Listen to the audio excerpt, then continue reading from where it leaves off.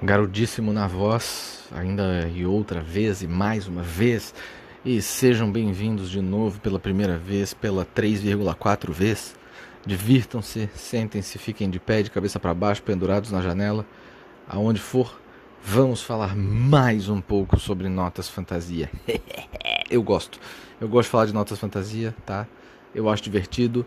Nós vamos falar sobre elas porque eu quero. Porque eu acho importante, né?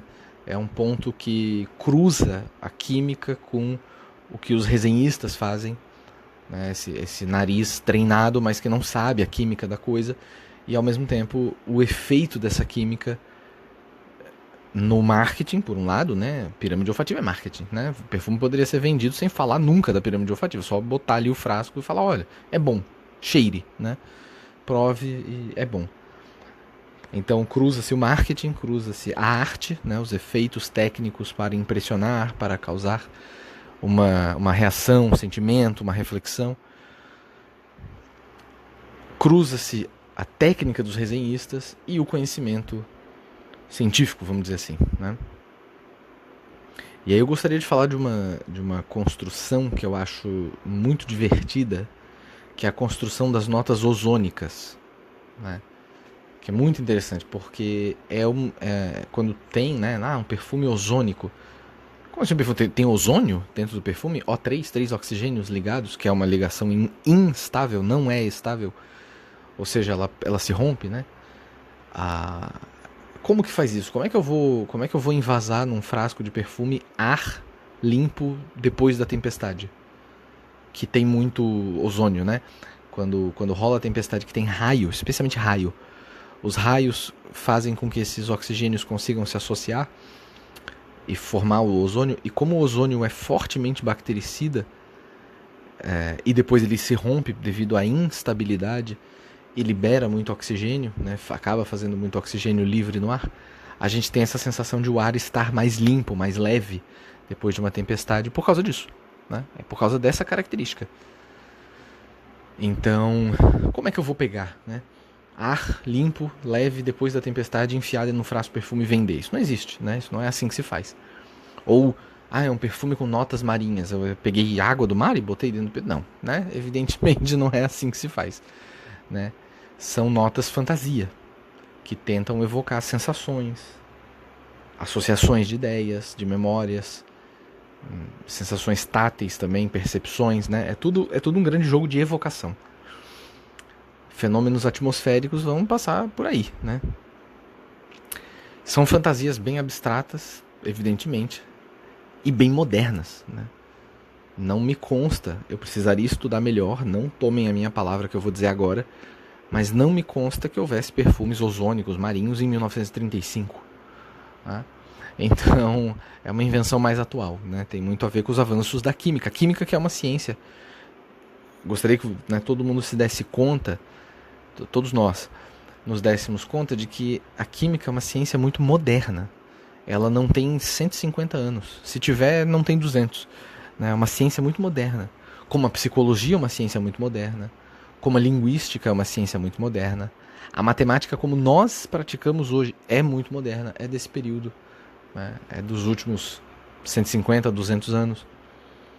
A história sofreu revoluções. A historiografia, né? Ciência histórica, sofreu mudanças também, então ela também é mais ou menos desse período. Gostaria que nos dessemos conta disso, né? O nosso mundo ele é muito recente, mas ele traz muitas coisas de antiguidade, do que veio antes disso, né? Mas bem, vamos falar de perfume aqui, que é o que a galera quer saber, né? Vamos falar do tema do vídeo, vai. Como é que faz isso, né? Como é que pega, então, perfume ozônico, perfume marinho, aquático? Vamos pensar o ozônico, por exemplo, né? Existe uma molécula que ela é liberada por bactérias que existem no chão, na terra. Essa molécula se chama geosmina. É um nome muito bonito, né? Geo, a terra, com T minúsculo, o chão, né? E osme, do grego antigo, as duas do grego antigo, geo e osme. Osme significa cheiro.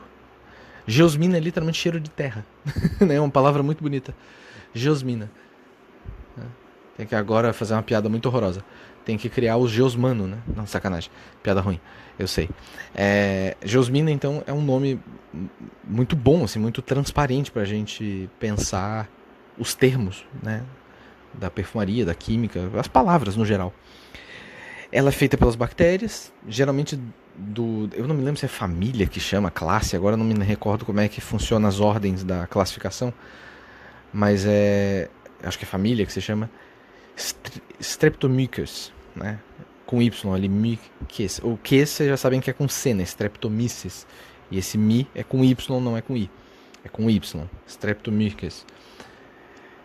Quando a chuva bate no solo é que ela libera geosmina. E essa geosmina, quando chega pra gente, no nosso receptor olfativo, no nosso nariz, junto com mais algumas outras coisas que estão acontecendo, evidentemente, mas a geosmina fortemente determina o cheiro de petricor. Petricor é uma palavra só, né? Petricor. Petricor é cheiro de terra molhada. Cheiro de um torrão de terra molhada de chuva. Um cheiro que eu amo de paixão. Polo Cologne, polo verde, né? O famoso polo de Ralph Lauren. Polo verde, aquele perfume.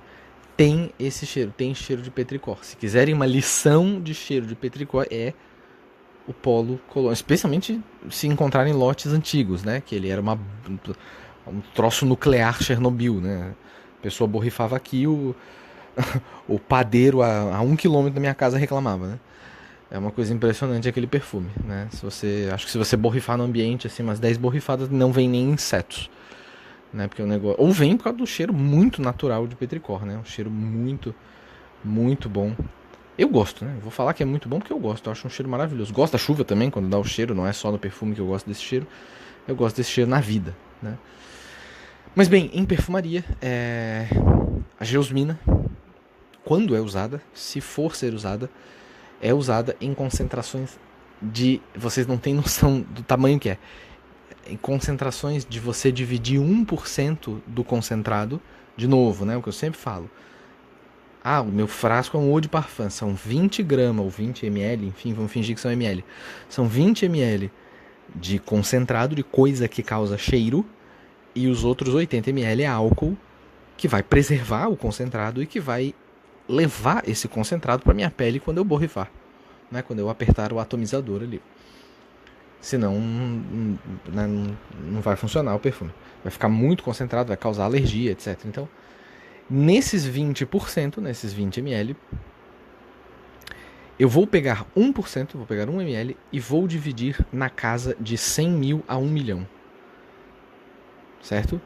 Então eu vou ter 1 em 1 milhão do concentrado, que não é a substância toda, né? Não é o perfume todo, o líquido todo dentro do frasco que a gente compra.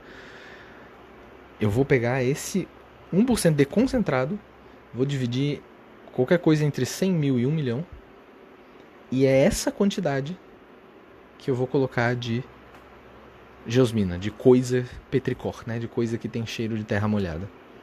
Para vocês verem a potência dessa molécula, para vocês verem a intensidade desse cheiro. É usado em doses, assim, subvestigiais. Dependendo de como você usar, não tem nem como detectar. Porque é muito pouquinho. Tem que ser usado realmente muito pouquinho. Porque ela domina terrivelmente a fragrância. Ela domina. Não tem o que fazer. É realmente uma bomba nuclear. E a coisa é essa, a questão é essa. Ela vai dar cheiro de terra molhada, literalmente. É um cheiro sujo, não é um cheiro limpo. É um cheiro bizarro, né?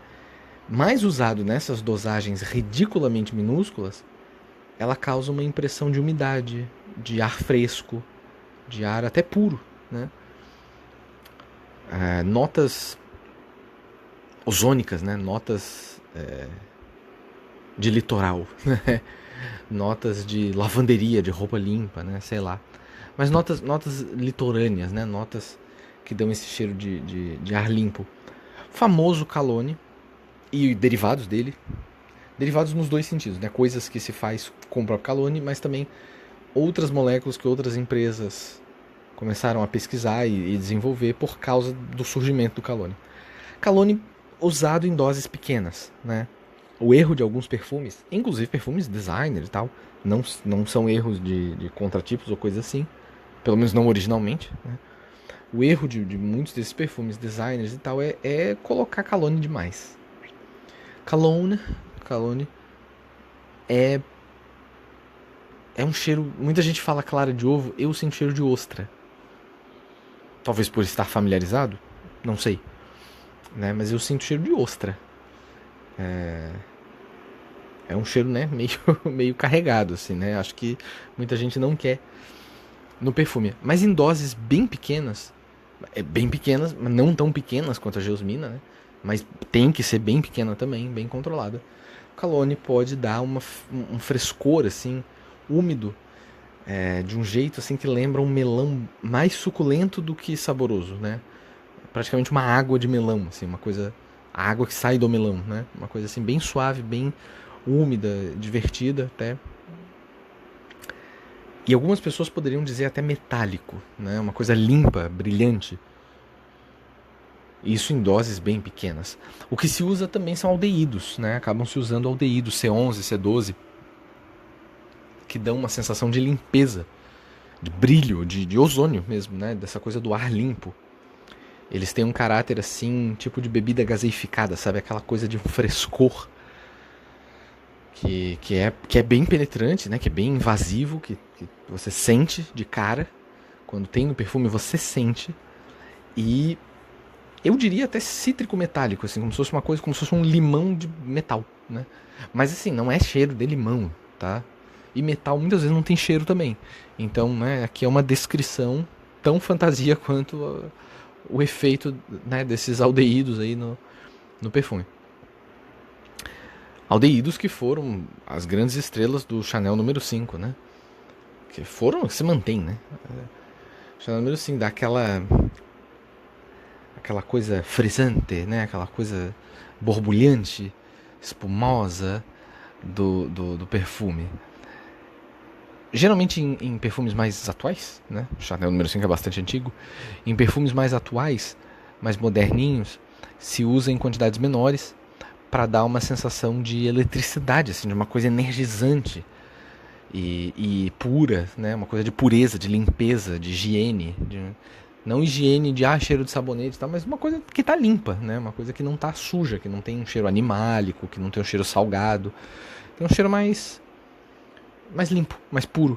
Eu já vi até gente descrever, muito curiosamente, o uso desses aldeídos em quantidades pequenas, mas mais moderadas, assim, puxando para quantidades médias, né? Não tão pequenas, descrever como uma espécie de um pequeno bloco de metal polido. Eu achei incrível essa descrição, porque eu consigo realmente sentir e imaginar, né? Faz sentido. Então, né, assim, cheiro de água não existe, né? Essa coisa do cheiro do ozônio a gente até sente, mas a gente não sente o cheiro do ozônio, essa é a questão. A gente sente os efeitos dele na atmosfera, que tem muito nitrogênio, por exemplo. Sim, seres humanos respiram nitrogênio. Somos veículos adulterados para a corrida? Vrum, vrum, não sei. Mas... piada com Autobots. Enfim, para de fazer piada aqui com Transformers e tal. Mas... Aqua pour Homme, da Bulgari. Inclusive, Bulgari tem umas joias, né? Pelo amor de Deus, que não é um espetáculo. Aqua pour Homme, da Bulgari. Eu diria que é um perfume bem exemplar, assim, de o que é um perfume com esses cheiros fantasia, né? Cheiro de água. Ele evoca essa sensação de frescor, de água, de uma coisa refrescante, líquida.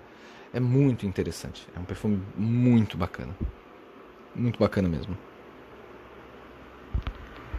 E isso abre pra gente entrar numa família de notas fantasia, né? Um grupo de notas fantasia que não são gourmand, literalmente, não são classificadas assim, mas fazem parte da nossa dieta. Bom, espero que faça parte da nossa dieta, tá, gente? Por favor, comam. Que são frutas, frutinhas, frutados, né? Comam frutas, gente, pelo amor de Deus, tá? Eu sei que chocolate é muito legal e tal, mas comam frutas, pelo amor de Deus, o corpo de vocês agradece. Tá? São não sei quantos 1000 anos de evolução comendo fruta. O chocolate chegou bem depois. Valorizem a tradição. Valorizem o que o corpo de vocês, nosso corpo, né, se acostumou aí a comer, tá? Por favor. Ainda mais no calor do verão brasileiro, né? O calor do verão brasileiro tem que comer muita fruta para repor os sais minerais, a água, né, se hidratar e tal. Hoje mesmo deitei um pedaço gigantesco de uma melancia gigantesca, um espetáculo. Espetáculo, dava pra fazer exercício de academia com aquela melancia de tão pesada que tava. Um espetáculo, uma maravilha. Recomendo, melancia, delícia, maravilha. Pois bem, né, notas que não são classificadas como gourmand, por motivos que, né, não preciso nem explicar, mas são as notas frutadas, né. É uma mentirinha bem óbvia, né, ninguém vai ficar espremendo suco de fruta pra ficar colocando dentro do perfume, né, até porque ia apodrecer o perfume. E é um monte de açúcar, né? Um monte de coisa ali que tem dentro do... Gente, não estou dizendo que a fruta tem um monte de açúcar, tá? Não caiam em terrorismo alimentar de influenciador fitness, pelo amor de Deus. Não vamos ficar doente da cabeça por causa de gente na internet que não sabe nem qual é a cor da parede da nossa casa, né? Vamos ser bonzinho da cabeça, né? Vamos viver de uma maneira racional. Estou dizendo que os açúcares, que não são muitos, que estão presentes nas frutas, se fossem espremidos em suco e colocados dentro do perfume, apodreceriam o perfume. Mas nada de não quero ninguém... é porque o fulaninho fitness lá, que tem 35 cirurgia plástica, vive disso, não faz mais nada da vida, né? Toma 15 anabolizantes diferentes e tal, é por isso que ele tem 0,1% de gordura corporal, daí infarta com 35 anos, o fígado já vai à falência, né? Mas ele é lindo, ai meu Deus, né? Muito cuidado, tá, gente? É importante estar vivo, né? Depois a gente cuida de ficar bonito. Mas a vida é muito mais importante do que a beleza, porque sem vida não tem beleza, né? Cadáver não é uma coisa muito bonita. Então, vamos dar uma cuidada aí com os conteúdos que a gente consome, que a gente pensa, que a gente vê ao nosso redor, né? É pra isso que eu tô aqui, né? Pra trazer um pouco de raciocínio pra essa vida. Então, como é que funciona, né, esse negócio do frutado aí? Já tô enrolando muito. Por exemplo, pera. Pera é uma nota que, né, tem alguns perfumes aí da Lancôme que eu gosto muito. Alguns outros perfumes também. Mas eu sinto pera em alguns perfumes, mesmo quando não está descrita. Exatamente porque não é suco de pera, né? É, na verdade, uma série de outras substâncias químicas que vão dar o cheiro. Então, mesmo perfumes que não tem maçã verde, pera, sei lá o que, né, maracujá, sei lá, pode ter o cheiro. A gente pode sentir o cheiro, né?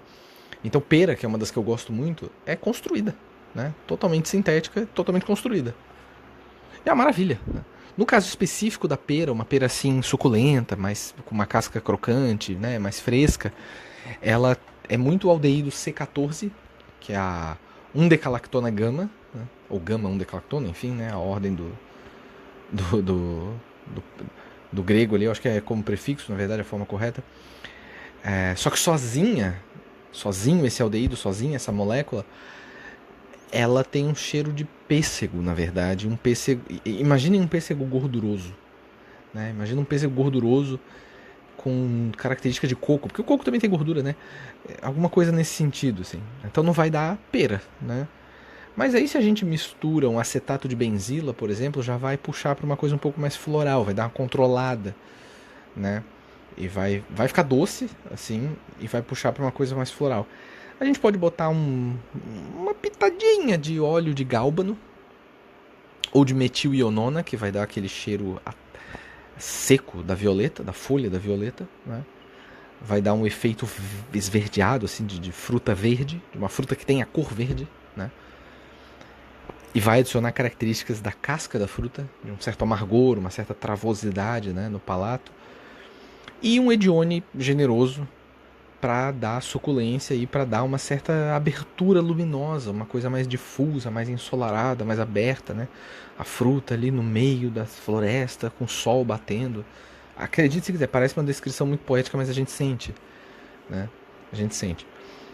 Então é a combinação desse pêssego com características de coco muito gorduroso, pesado, né? Do C14, da 1-decalactona, né?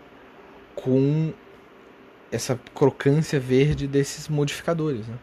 Que produz essa ilusão da pera no perfume, de ter cheiro de pera, cheiro do gosto da pera, né? Essa é que seria a descrição assim, mais aproximada, né? Então ela não é uma molécula individual que cheira a fruta, mas é um contexto químico, né? Esse acorde, todo mundo tocando junto, produz a música, né? Faz o efeito. E essa é a genialidade, entende? Essa é a genialidade que eu sinto, né, nesses perfumes que eu penso quando falo desse assunto. É uma coisa assim, são ferramentas, se parar pra pensar, essa é que é a questão interessante, né? Por exemplo, esse aldeído C14, né, que pra gente deu ali o pêssego tal de base pra gente transformar ele numa pera, se eu colocar ele num outro contexto, com baunilha, com notas especiadas, ele pode virar um rum, por exemplo. Ele pode ter características de rum, de cheiro do gosto do rum, né? Se eu colocar bastante metilionona, que dá as características verdes e secas da folha de violeta, eu posso chegar numa íris, numa simulação de uma íris bem empoeirada, assim, uma coisa bem interessante, bem diferente de uma fruta, né? Mas é isso, né? O perfumista ele não tem um frasquinho lá escrito cheiro de pera, né? E pinga lá 2, 3 gotinhas. Não é assim que funciona. Primeiro que ele não vai pingar 2, 3 gotinhas para fazer ele pinga ali nos testes dele, né? Na parte de pesquisa e desenvolvimento.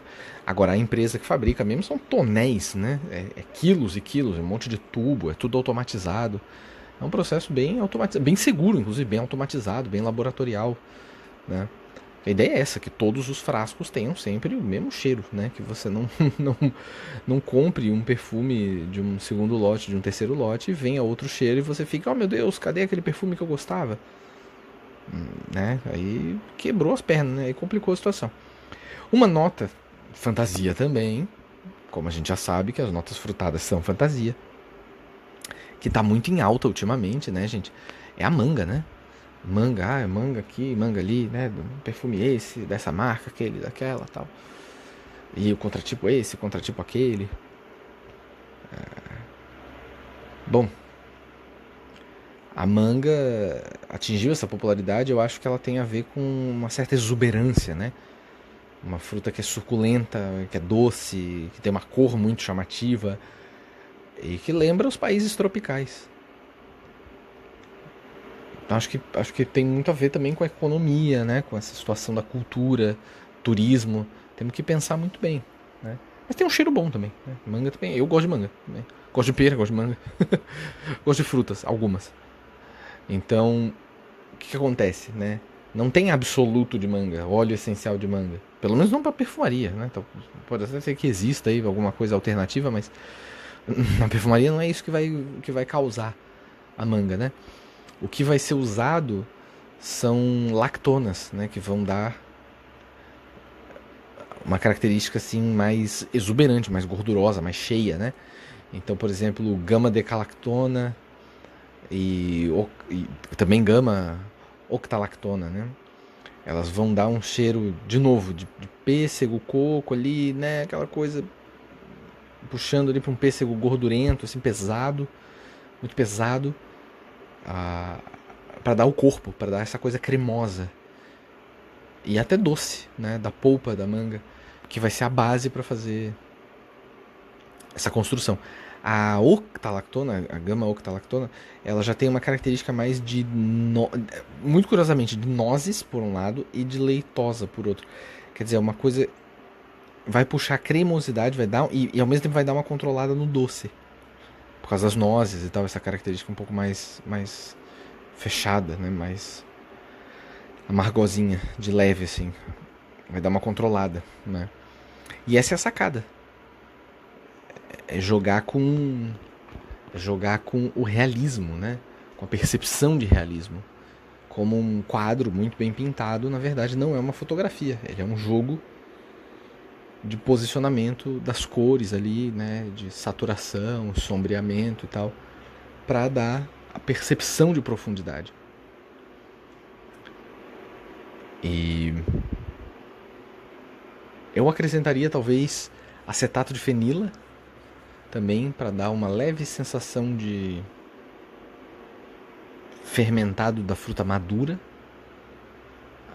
De novo uma pitadinha de óleo de gálbano para dar um verdor amargo, sim, para dar uma controlada na doçura, né?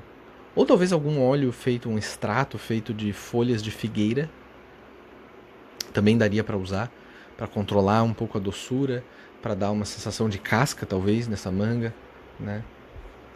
E talvez uma fagulha, assim, meu Deus, uma memória, uma saudade de cardamomo ou de gengibre pra dar uma complexificada no cheiro.